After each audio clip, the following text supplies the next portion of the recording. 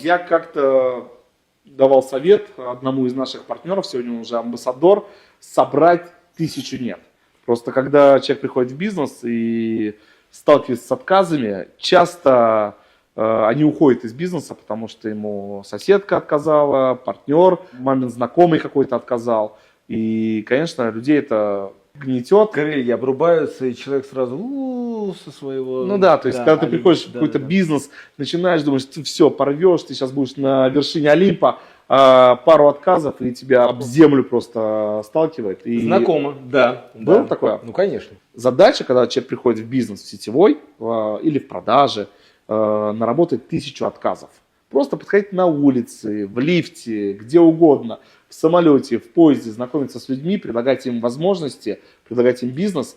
Разумеется, пока ты не профессионал, тебе будут отказывать, потому что ты не умеешь выявить целевую аудиторию, ты не умеешь правильно заговорить, ты не умеешь правильно... Нужно набить себе колени своим опытом. Вот эти отказы нет, это те самые уроки, когда ты понимаешь, где ты сделал ту или иную ошибку, исправляя ее, таким образом ты нарабатываешь, и в результате ты блестящий продавец.